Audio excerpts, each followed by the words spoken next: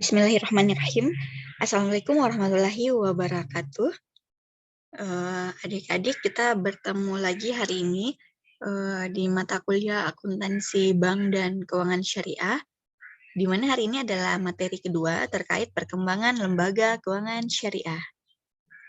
Sebelumnya saya ingin menyampaikan kalau buku rujukan yang kita gunakan adalah buku yang berjudul Akuntansi Perbankan Syariah, Teori dan Praktek Kontemporer, yang ditulis oleh Rizal Yahya, Aji Erlangga Martawireja, dan Ahim Abdul Rahim. Saya harap semua adik-adik sudah memegang buku pegangan ini, jadi alangkah baiknya kalau setiap adik-adik membeli buku ini atau meminjam di perpustakaan. Adapun slide yang akan saya tampilkan adalah slide yang saya ambil dari penjelasan buku ini. Baik, kita mulai. Pertama, dengan berakhirnya sebentar perkuliahan kita hari ini, saya berharap kepada adik-adik agar dapat memahami perkembangan keuangan syariah pada masa Nabi Muhammad SAW, pada masa kekhalifahan, dan pada masa sekarang. Karena kita akan membahas perkembangan lembaga keuangan syariah dari masa ke masa. Untuk pendahuluan, jadi pada masa Nabi Muhammad SAW, satu-satunya lembaga keuangan yang ada dan ditangani langsung oleh Nabi adalah Baitul Mal. Baitul Mal ini berfungsi sebagai lembaga penyimpan zakat, pajak, dan harta kekayaan negara, serta sebagai lembaga yang memiliki fungsi fiskal dan moneter. Saya rasa ini sudah kita singgung di pertemuan minggu lalu terkait adanya Baitul Mal. Selanjutnya pada tahun 1960-an didirikan bank dengan prinsip bagi hasil di Mesir. Ini ternyata menarik perhatian banyak negara termasuk organisasi konferensi Islam. Di mana organisasi konferensi Islam ini mendirikan bank sejenis, selanjutnya disebut dengan Bank Syariah atau Islamic Bank. Adapun sejarah perkembangan lembaga keuangan syariah dimulai dari Al-Quran, di mana Al-Quran sebagai sumber hukum dalam agama Islam cukup banyak menyinggung hal berkaitan dengan keuangan. Walaupun Al-Quran tidak secara spesifik berbicara tentang bentuk lembaga keuangan, tetapi pembahasan Al-Quran itu berkaitan dengan akhlak atau etika yang berkaitan dengan masalah keuangan.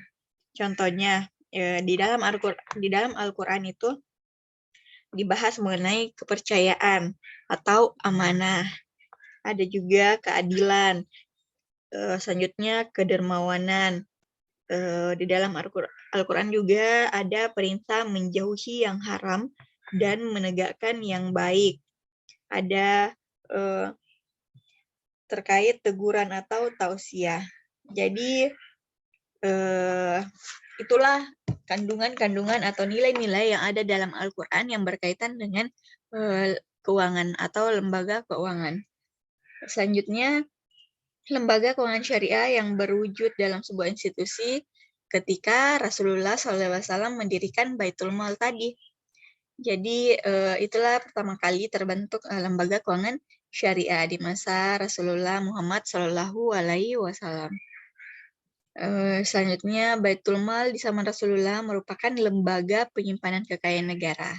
Baitul Mal memiliki fungsi menerima pendapatan dan pengeluaran belanja negara. Jadi itulah apa-apa nilai terkait perbankan yang ada di dalam Al-Quran, yang mana ini diterapkan oleh umat agama Islam, yaitu tepatnya pada masa Rasulullah dengan terbentuknya Baitul Mal. Selanjutnya, pada masa Khulafaur Rasyidin, Baitul Mal berkembang dalam hal jumlah kekayaan yang dikelola. Jadi pada masa ini Baitul Malnya sudah berkembang, di mana lembaga ini kemudian dikembangkan secara administrasi dan dibentuk dewan-dewan untuk ketertiban administrasi. Jadi sudah bagus sistem administrasinya ya. Selanjutnya di masa dinasti Abbasiyah, fungsi Baitul Mal itu bertambah dengan mengeluarkan kebijakan moneter. Hingga pada saat runtuhnya dinasti Utsmaniyah di Turki, nama Baitul Mal tidak lagi sebagai pusat pengaturan fiskal dan moneter negara. Selanjutnya, lembaga keuangan syariah modern. Jadi pada tahun 1963, di desa Midgum di negara Mesir, dibentuk sebuah lembaga keuangan pedesaan yang namanya Midgum Saving Bank. Di sini didirikan oleh ekonom bernama Dr. Ahmad El Najir. Selanjutnya, Midgum Saving Bank ini memiliki beberapa fungsi, diantaranya menghimpun dana seperti tabungan, uang titipan, zakat, sedekah, dan infak. Bank ini beroperasi sebagai lembaga keuangan yang tidak membebankan bunga peminjam maupun membayar bunga kepada si penabung. Jadi dia tidak menerapkan sistem bunga, melainkan menerapkan sistem bagi hasil. Selanjutnya, ternyata Midgum ini berhasil sukses dengan menjalankan metode bagi hasil. Nah, dengan kesuksesannya itu menginspirasi kepada banyak pihak untuk melakukan hal yang sama, yaitu menerapkan sistem bagi hasil. Apa-apa saja yang tertarik dan pada akhirnya terbentuk. Yang pertama adalah pemerintah Mesir di bawah pemerintahan Gamal Abdul Nasir. Dia membentuk Nasir Social Investment yang berbasis perkotaan. Ini pada tahun 1972. Selanjutnya yang kedua, masyarakat cendekiawan dan profesional di Filipina membentuk Bank Amanah pada tahun 1973. Yang ketiga, Organisasi Konferensi Islam atau OKI yang beranggotakan berbagai negara berpenduduk Muslim mendirikan Islamic Development Bank atau IDB. Ini dibentuk pada tahun 1973 dan selanjutnya mulai beroperasi pada tahun 1975 dengan kantor pusatnya itu ada di Jeddah.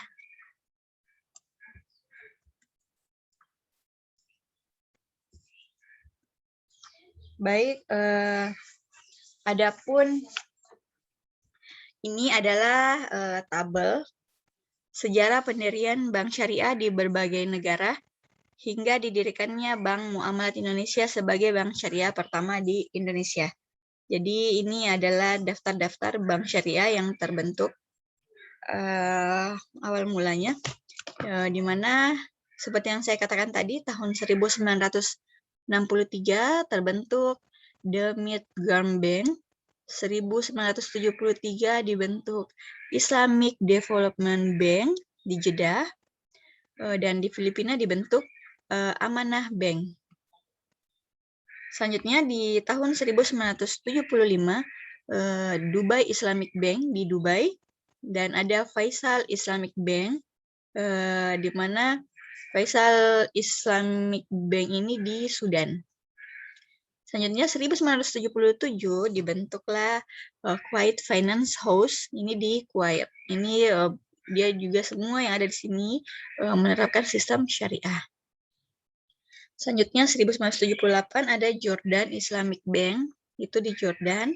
Ada Islamic House Universal Holding, itu di Luxembourg.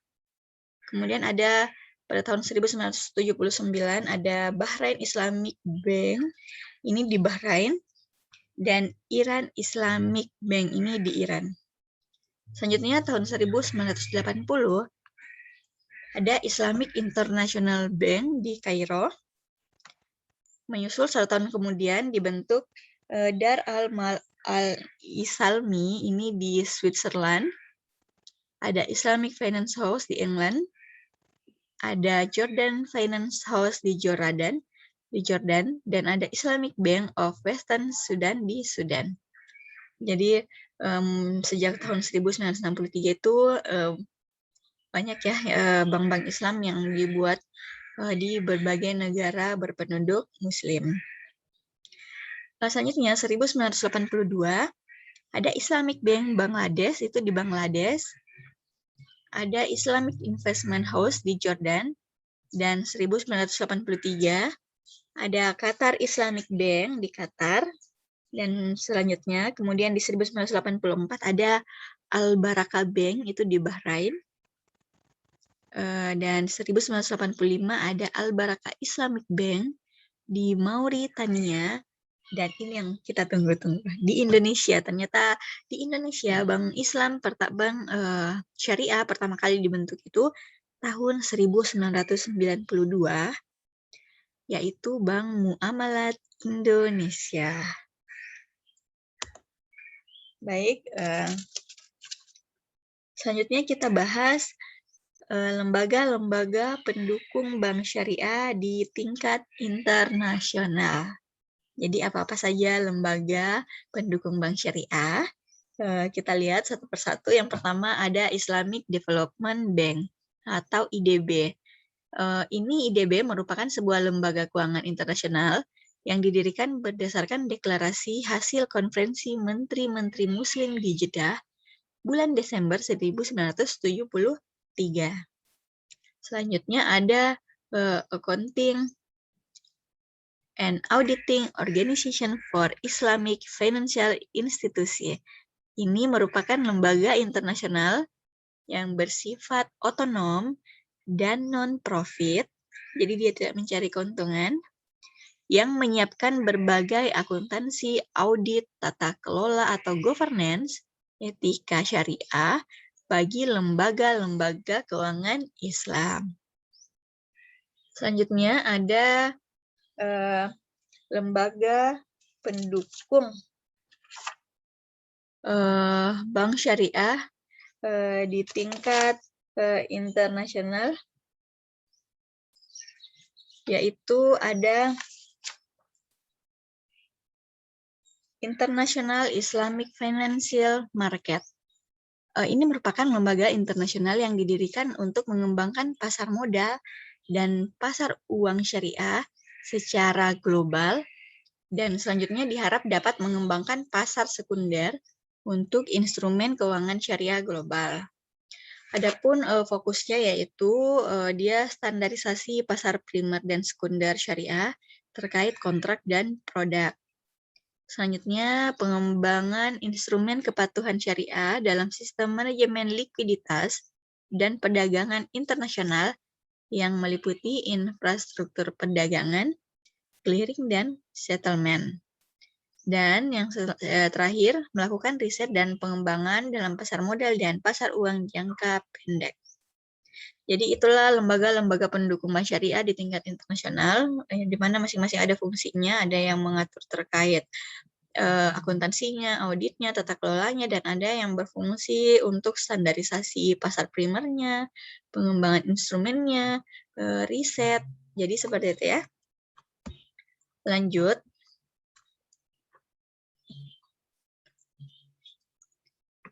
Kita masuk ke pembahasan Islamic Financial Service Board. Jadi, kalau tadi sudah ada 3 lembaga pendukung bank syariah di tingkat internasional, ternyata ada lagi nih yang keempat, yaitu Islamic Financial Service Board. Ini adalah lembaga internasional penyusun standar bagi lembaga pengatur dan pengawas yang memiliki kepentingan dalam mendorong stabilitas dan kemajuan industri jasa keuangan syariah yang meliputi perbankan, pasar modal, dan asuransi. Adapun daftar standar yang dihasilkan terkait dengan pengaturan standar lembaga pengatur dan pengawas, yaitu ada beberapa di sini, adik-adik bisa melihatnya. Selanjutnya yang kelima adalah lain-lain, di mana lain-lain ini jadi selain keempat lembaga tersebut yang tadi saya sebutkan, Terdapat pula lembaga lain yang memiliki fungsi penting dalam mengembangkan arsitektur perbankan syariah internasional. Antara lain yang pertama ada General Council of Islamic Bank and Financial Institution. Yang kedua ada Islamic International Rating Agency, dan yang ketiga ada Liquidity Management Center, dan yang keempat ada International Islamic Center for Reconciliation and Commercial Arbitration. Jadi itulah beberapa lembaga yang mengatur lembaga keuangan syariah di tingkat internasional. Baik, setelah mengetahui lembaga-lembaga yang mengaturnya, selanjutnya kita masuk ke lembaga keuangan syariah yang ada di Indonesia. Jadi ini lebih spesifik ya. Kalau tadi kita membahas terkait internasional, kancah internasional dalam hal ini dunia, kita masuk lebih spesifik ke penjelasan lembaga keuangan syariah yang ada di negara kita, Indonesia tercinta. Yang pertama ada yang namanya Bank Umum Syariah, Bank Pembiayaan Rakyat Syariah, dan unit usaha syariah bank konvensional. Di mana berbicara mengenai bank umum syariah, itu adalah bank yang kegiatannya memberikan jasa dalam lalu lintas pembayaran. Kalau bank pembiayaan rakyat syariah, ini bank syariah yang dalam melaksanakan kegiatan usahanya tidak memberikan jasa pada lalu lintas pembayaran. Kemudian yang terakhir ada unit usaha syariah. Ini usaha yang hanya khusus menggunakan sistem syariah. Jadi ini diatur dalam Undang-Undang Perbankan Syariah Indonesia nomor 21 tahun 2008. Oke, selanjutnya ada yang namanya Baitul Mal wa Tanwil. Ini adalah sering disebut dengan koperasi syariah. Jadi Baitul Mal ini sistemnya sama dengan koperasi, tapi dia menggunakan konsep syariah. Baitul Mal ini merupakan lembaga keuangan syariah yang berfungsi menghimpun dan menyalurkan dana kepada anggotanya, dan biasanya beroperasi dalam skala mikro. Baitul Mal ini juga dikenal sebagai jenis lembaga keuangan syariah pertama yang dikembangkan di Indonesia. Baitul Mal pertama kali berdiri bernama Bait At-Tamwil Salman. Lembaga ini didirikan pada tahun 1980 oleh beberapa aktivis mahasiswa ITB. Selanjutnya ada asuransi syariah. Asuransi syariah ini adalah pembiayaan yang disalurkan oleh bank syariah, umumnya diasuransikan dengan menggunakan syariah, sistem syariah. Selanjutnya ada pasar modal syariah. Ini merupakan tempat perusahaan menerbitkan surat berharga, baik berupa saham maupun obligasi, agar memperoleh dana dari investor dengan sistem syariah. Selanjutnya di Indonesia juga ada reksadana syariah. Reksadana syariah itu adalah perusahaan sekuritas yang hanya memfasilitasi investor menginvestasikan dananya pada surat berharga yang memenuhi kriteria syariah. Selanjutnya ada Ar-Rahnu atau Pegadaian Syariah. Ini adalah lembaga pegadaian yang beroperasi sesuai dengan prinsip syariah. Kemudian ada lembaga amil zakat dan badan amil zakat, di mana ia menerima dana yang berasal dari zakat, infak, sedekah, hibah, atau dana sosial lainnya. Baik, itulah lembaga-lembaga keuangan syariah yang ada di Indonesia. Selanjutnya kita membahas bank syariah dan perkembangannya di Indonesia. Jadi kita lebih spesifik lagi. Kalau tadi kita membahas lembaga-lembaga keuangan yang ada di lembaga-lembaga keuangan syariah yang ada di Indonesia, sekarang kita lebih spesifik ke bank syariah dan perkembangannya di Indonesia. Jadi tadi kan ada banyak lembaga. Ada Baitul Mal, ada Badan Amil Zakat. Kita lebih khusus ke satu lembaga saja, yaitu bank syariah.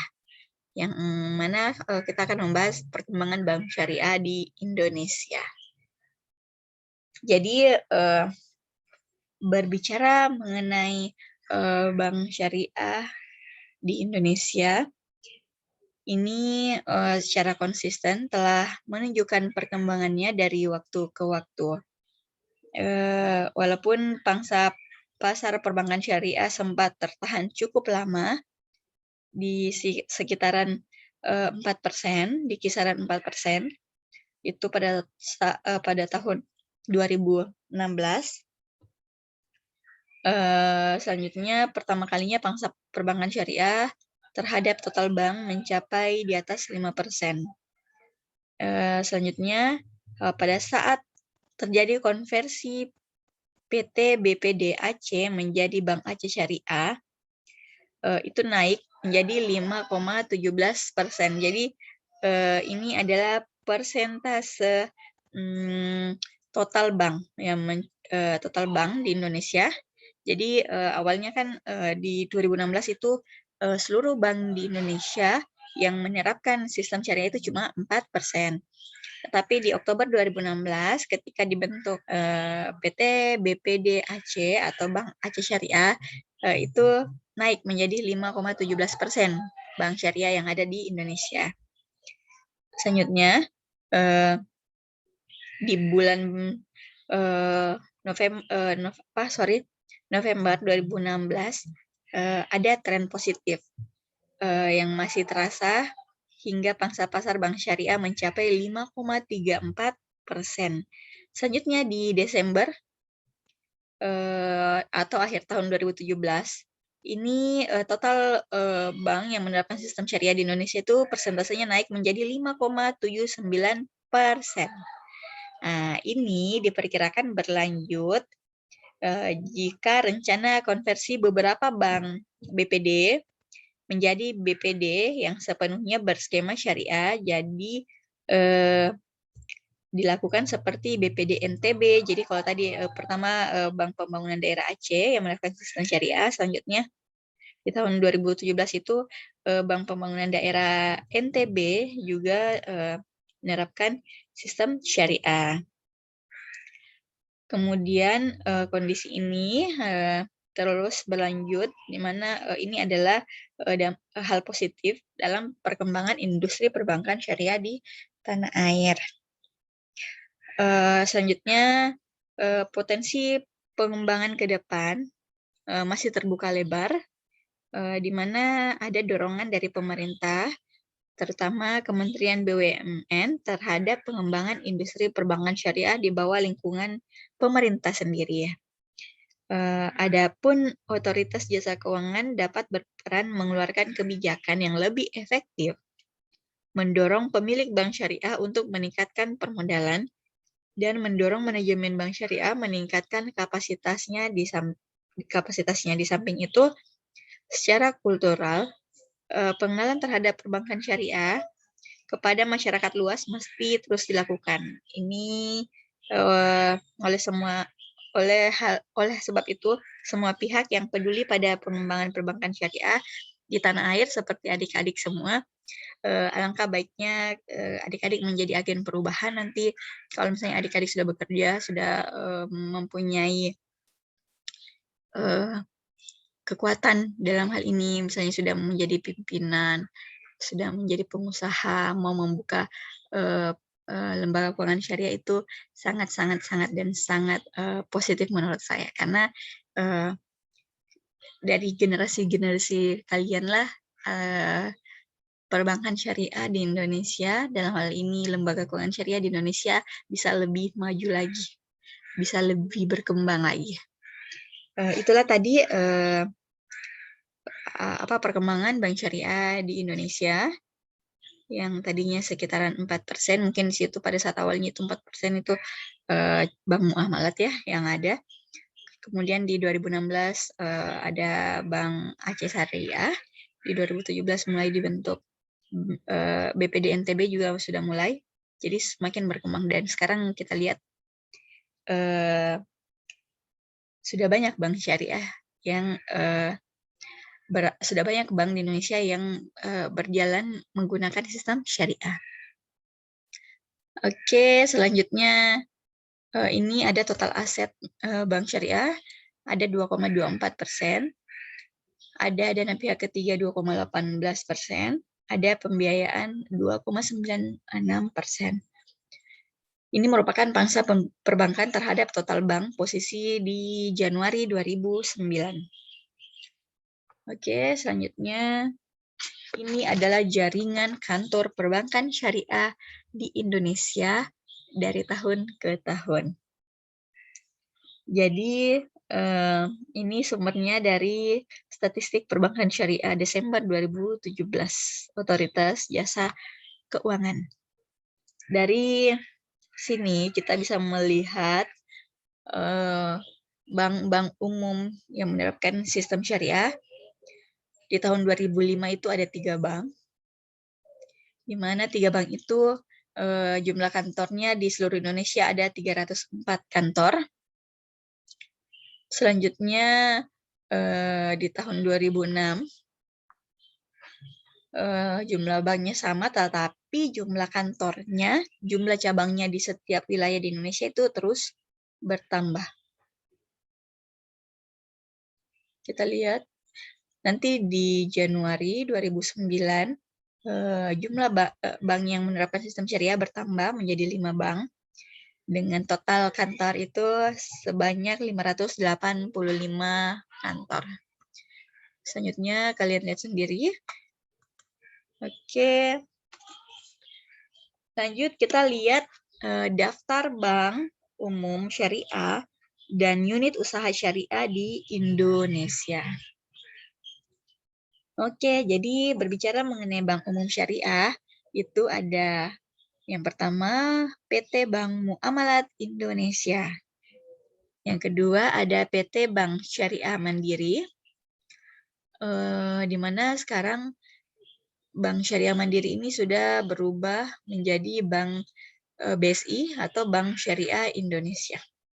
Selanjutnya ada PT Bank Syariah Mega Indonesia, ada PT Bank Syariah Bukopin, dan ada PT Bank Syariah BRI. Nah, mungkin adik-adik sudah tahu ya kalau sekarang per tahun 2021 Bank Syariah Mandiri dan Bank Syariah BRI serta Bank Syariah BNI sudah menyatu menjadi Bank Syariah Indonesia. Selanjutnya ada unit usaha syariah. Berbicara mengenai unit usaha ini ada Bank IV, ada Bank Negara Indonesia. Ini Bank Negara Indonesia sudah menyatu ya menjadi BSI. Ada PT Bank Jabar, Bank Danamon, Bank Internasional Indonesia, BTPN, dan lain-lain. Jadi ini semua unit usaha syariah ini masih bank konvensional. Kalau ini kan tadi bank syariah. Kalau ini bank konvensional. Tetapi di dalam bank konvensional, dalam penerapannya, dia ada unit usaha syariahnya. Jadi konvensional judulnya, tetapi di dalamnya ada unit usaha syariah. Baik, selanjutnya kita bahas. Jadi tadi adik-adik sudah mengetahui ya apa-apa saja bank syariah yang ada di Indonesia dan unit usaha yang menerapkan sistem syariah. Selanjutnya kita membahas institusi pendukung pengembangan perbankan syariah. Kalau di Indonesia ada yang pertama yaitu Bank Indonesia. Di mana Bank Indonesia ini kita tahu bahwa Bank Indonesia ini adalah the banker of bank. Jadi dia adalah banknya bank. Di mana Bank Indonesia ini mengupayakan payung hukum bagi perkembangan bank syariah di Indonesia, yaitu pada tahun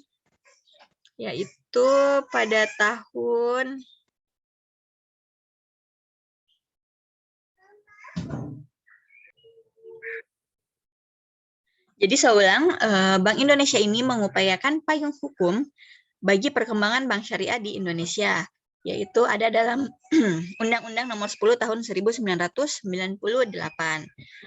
Undang-undang tersebut berupaya agar yang pertama, pasar uang antar bank berdasarkan pada prinsip syariah. Selanjutnya, fasilitas pembiayaan jangka pendek bagi bank syariah.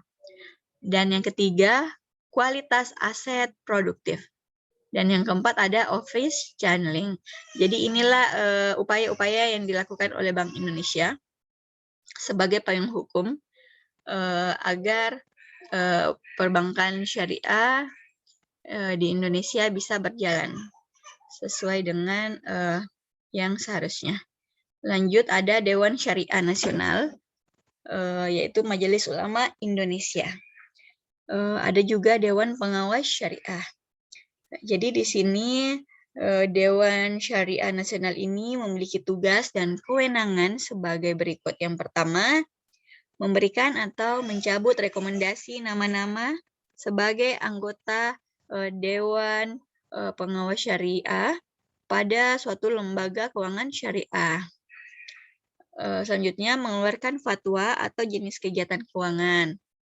Yang ketiga, mengeluarkan fatwa atas produk dan jasa keuangan syariah. Yang keempat, peranannya yaitu atau tugasnya yaitu mengawasi penerapan fatwa yang telah dia tetapkan. Baik, itulah tadi ya penjelasan mengenai Dewan Syariah Nasional dan Dewan Pengawas Syariah. Selanjutnya ada yang namanya Dewan Standar Akuntansi Syariah. Ini adalah Ikatan Akuntan Indonesia yang sebagai Dewan Standar Akuntansi Syariah. Dan kemudian ada Otoritas Jasa Keuangan. Otoritas Jasa Keuangan ini atau yang sering kita sebut dengan OJK, ini adalah lembaga negara yang berfungsi menyelenggarakan sistem pengaturan dan pengawasan yang terintegritas terhadap keseluruhan kegiatan di dalam sektor jasa keuangan. Jadi kalau terkait audit di perbankan itu yang mengaudit perbankan adalah orang dari OJK atau Otoritas Jasa Keuangan. Selanjutnya kita masuk ke pembahasan cetak biru pengembangan perbankan syariah di Indonesia. Ini di bawah ada sasaran-sasaran pengembangan perbankan syariah sampai tahun 2011 dinamakan atau digariskan dalam blueprint, yaitu diantaranya yang pertama, terpenuhinya prinsip syariah dalam operasional perbankan. Yang kedua, diterapkannya prinsip kehati-hatian dalam operasional perbankan syariah. Yang keempat, terciptanya sistem perbankan syariah yang kompetitif dan efisien. Yang ketiga, selanjutnya yang keempat, terciptanya stabilitas sistematik serta terrealisasinya kemanfaatan bagi masyarakat luas. Jadi itulah sasaran pengembangan perbankan syariah di Indonesia, atau sering kita sebut dengan blueprint atau garis biru, cetak biru. Selanjutnya, Bank Indonesia, ini kita masih membahas terkait cetak biru atau blueprint, yaitu Bank Indonesia mentargetkan untuk tahap finalisasi implementasi inisiatif sistem pengembangan keuangan syariah terdiri dari terwujudnya konsep rating perbankan yang terintegrasi antara sisi syariah dan keuangan. Selanjutnya terwujudnya self-regulation banking system yang berbasis insentif. Yang ketiga, terciptanya pemain-pemain yang berskala global dan berdaya saing internasional. Dan yang terakhir, terwujudnya sistem keuangan syariah yang kafah. Oke, itulah target Bank Indonesia terkait pada tahap finalisasi implementasi inisiatif untuk sistem pengembangan keuangan syariah. Selanjutnya, ini kita melihat ada struktur undang-undang. Jadi di Indonesia penerapan lembaga keuangan syariah diatur dalam Undang-Undang Nomor 21 Tahun 2008, yang mana isinya terkait dengan perbankan syariah. adik-adik bisa melihat struktur Undang-Undang Nomor 21 Tahun 2008 tentang Perbankan Syariah yang terdiri dari 13 bab dan 70 pasal pada tabel ini ya. Jadi di bab 1 itu mencakup terkait ketentuan umum, bab 2 asas tujuan dan fungsinya, bab 3 mengatur terkait perizinan, bentuk badan hukum, anggaran, dasar, dan kepemilikan. Dan begitu selanjutnya sampai pada bab 3 terkait ketentuan penutup. Jadi berbicara mengenai aturan yang mengatur perbankan syariah di negara kita, adik-adik sudah tahu ya kalau itu ada di dalam Undang-Undang Nomor 21 Tahun 2008. Baik, dengan berakhirnya penjelasan terkait aturan atau undang-undang yang mengatur tentang perbankan syariah di Indonesia, maka berakhir pula pembahasan materi kita untuk hari ini. Semoga apa yang saya sampaikan bernilai manfaat untuk adik-adik semua. Adapun untuk tugasnya, saya ingin adik-adik membuat resume minimal 2 halaman ditulis tangan. Buatlah resume terkait materi hari ini. Batas pengumpulan tugasnya minggu depan hari Selasa ya, jam 12 malam. Saya rasa sekian pemaparan dari saya. Saya ucapkan terima kasih atas perhatian adik-adik mengikuti materi yang saya buat. Saya tutup dengan ucapan wabillahi taufiq wal hidayah. Wassalamualaikum warahmatullahi wabarakatuh.